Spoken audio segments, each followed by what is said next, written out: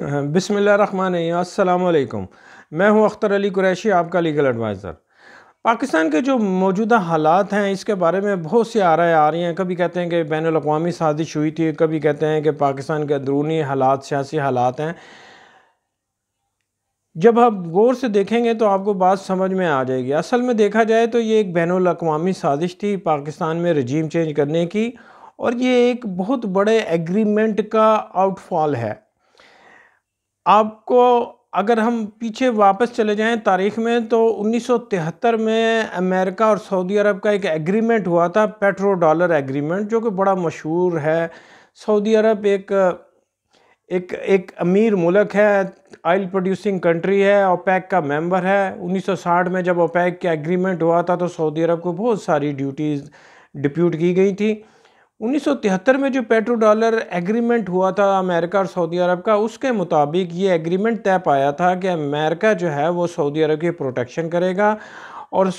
अल सऊद ख़ानदान का जो इक़्तिदार है वो हमेशा जारी रहेगा। अमेरिका के सऊदी अरब के अंदर कोई और इनकलाब नहीं आएगा, कोई और ग्रुप जो है वो मौजूदा ख़ानदान को हुकूमत से हटाएगा नहीं। अमेरिका इसकी प्रोटेक्शन देगा, और साथ ही साथ जो सऊदी अरब की जो करेंसी है रियाल, उसकी जो वैल्यू है 3.75 पर फिक्स की गई थी कि सऊदी अरब की करेंसी हमेशा इसी स्टेज पर रहेगी, इसमें कोई फ्लक्चुएशन नहीं होगी। यानी सऊदी अरब की इकोनॉमी को सपोर्ट देने के लिए जो एग्रीमेंट हुआ था उसमें जो 3 एलिमेंट थे वो ये थे कि एक तो सऊदी अरब का ख़ानदान अल सऊद इस पर हमेशा काबिज़ रहेगा, कोई बगावत नहीं होगी, कोई दूसरा ग्रुप इसको नहीं करेगा। सऊदी अरब की प्रोटेक्शन की जाएगी, ख़ानदान की प्रोटेक्शन की जाएगी। दूसरा ये था कि इसकी करेंसी को सपोर्ट की जाएगी। तीसरा ये था कि सऊदी अरब जो है वो अमेरिका के दोस्त की हैसियत से, एजेंट की हैसियत से, प्रॉक्सी के तौर पर उसकी एजेंसी के तौर पर काम करेगा। और ये जो साउथ एशिया और इस्लामिक कंट्री हैं, जिसमें ईरान, इराक, पाकिस्तान जैसे मुल्क हैं, और दूसरे नाइजीरिया और सारे अफ्रीका के जितने कंट्री हैं, उसके ऊपर सऊदी अरब का बहुत बहुत हैवी इन्फ्लुएंस है। तो लिहाजा सऊदी अरब जो है अमेरिका के बिहाफ पर इन मुल्कों को कंट्रोल करने के लिए अपनी डिप्लोमेसी, अपना असर व रसूख इस्तेमाल करेगा। उस एग्रीमेंट में ये भी तय पाया था कि जो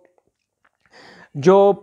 ऑयल प्रोड्यूसिंग कंट्री हैं, उनका जो ऑयल दूसरे मुल्क ख़रीदेंगे, उनकी जो रेट तय होगा वो डॉलर में होगा। ये जो अमेरिका का बेनिफिट था, ये तो सऊदी अरब के बेनिफिट थे जो हमने अभी पेश किए हैं। जो अमेरिका का बेनिफिट था वो ये था कि तमाम मुल्क जो है इस्लामी मुल्क हैं, वो जो तेल की ख़रीदो फरोख्त करेंगे उसकी जो करेंसी होगी वो डॉलर होगी। चूँकि अमेरिका एक सुपर पावर है, तो अमेरिका की जो बैकबोन है, जो फाउंडेशन है, वो कहाँ से ड्राइव होती है। अगर आप गौर करेंगे और इकोनॉमिस्ट इसकी बात की तस्दीक करेंगे कि अमेरिका की जो फाउंडेशन और सुपर पावर की जो बैकबोन है वो उसकी करेंसी डॉलर है, जो पूरी दुनिया में चलती है। जब पूरी दुनिया में डॉलर की फरावानी होती है तो उससे अमेरिकन इकोनॉमी को और अमेरिकन कंट्री को बहुत सपोर्ट मिलती, बहुत बड़ा जादू चलता है। जो आज अमेरिका इतना बड़ा सुपर पावर बनाया हुआ है, जहाँ के पूरी दुनिया को उसने अपने शिकंजे में लिया हुआ है, उसकी सबसे बड़ी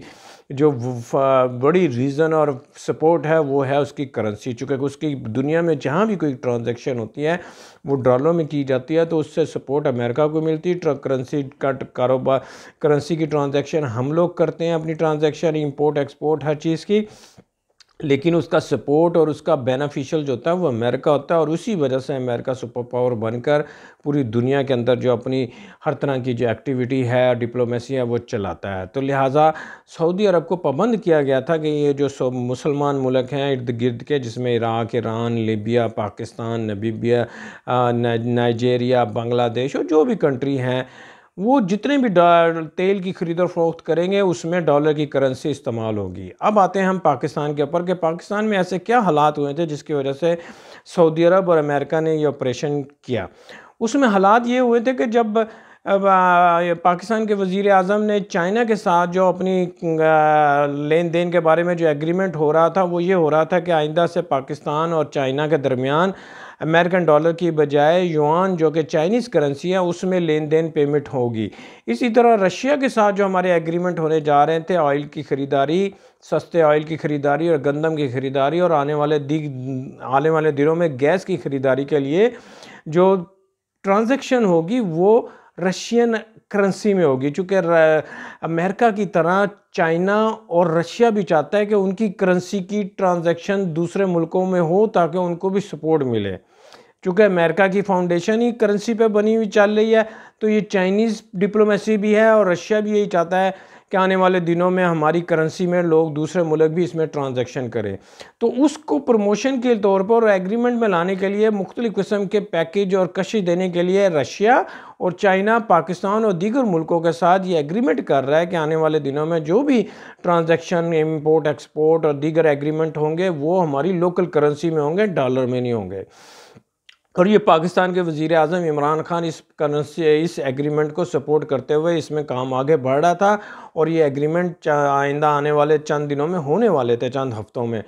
चूँकि ये बात लीक हो गई और इसके बाद फ़ौरन इसमें ऑपरेशन किया गया कि ये तो अमेरिका कुछ जो है इस अमेरिका के ख़िलाफ़ साजिश है और इससे अमेरिका की इकॉनमी को बहुत सख्त धचका लगेगा और बहुत नुकसान होगा। अगर एक कंट्री ने ये कानून तोड़ दिया तो फिर उसके बाद तड़ातड़ दूसरे कंट्री भी इसका कानून को तोड़ेंगे, क्योंकि इससे पहले इराक़ के सदर सद्दाम हुसैन ये कानून तोड़ चुके थे और उसके बाद लीबिया के सदर कज़ाफ़ी ने भी ये उनका जो कानून था, एग्रीमेंट था, इसकी वायलेशन की थी। तो उसका आपने देखा कि अमेरिका ने और दूसरे मुल्कों ने मिलकर उन दोनों सद्दाम हुसैन और कर्नल कज़ाफ़ी का क्या हशर किया, क्योंकि वो उस एग्रीमेंट की वायलेशन कर रहे थे जिसके लिए उन्होंने ये किया था। अब पाकिस्तान भी उसी स्टेज पे जा रहा था, तो उन्होंने फौरी तौर पे पाकिस्तान के रजीम करने के अहकाम जारी किए हैं और इसमें तमाम दीगर ममालिक ने अपना सपोर्ट करके पाकिस्तान के हुकूमत जो और इमरान खान की हुकूमत थी, इस रजीम चेंज करवा दिया और इसके लिए डॉलर जो है ऐसे पानी की तरह बहाए गए ताकि जो बड़ा एग्रीमेंट है उसको बचाया जाए। चूँकि सऊदी अरब अमेरिका की प्रॉक्सी के तौर पे काम करता है और पाकिस्तान में होने वाले तमाम फ़ैसलों में, तमाम ट्रांजैक्शन में, जो भी इंटरनेशनल ट्रांजैक्शन होती है उसमें सऊदी अरब का इन्फ्लुएंस आपको हर जगह नज़र आएगा। पाकिस्तान में जब भी कोई बड़ा डिसीजन लेने लगते हैं सॉरी, पाकिस्तान जब भी कोई बड़ा डिसीजन लेता है, कोई बड़ा एग्रीमेंट करता है, तो सऊदी अरब के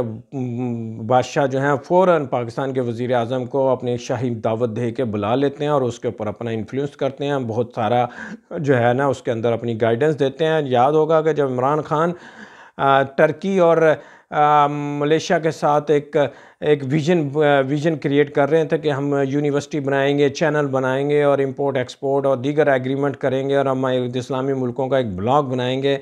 तो उस वक़्त फ़ौरी तौर पे सऊदी अरब के बादशाह ने इमरान खान वज़ीर आज़म को अपने मुल्क बुलाया, शाही दावत दी और बहुत ज़्यादा तहफ़ दिए और उसके बाद उन्होंने जो शर्त रखी थी वो ये रखी थी कि वो इस कॉन्फ्रेंस में ना जाएं, जो कि मलेशिया में होनी थी, जिसमें इस एग्रीमेंट को आगे पहुंचाना था। तो पाकिस्तान के वज़ीर आज़म को रोक दिया गया कि आप इस काम में आगे ना जाएं।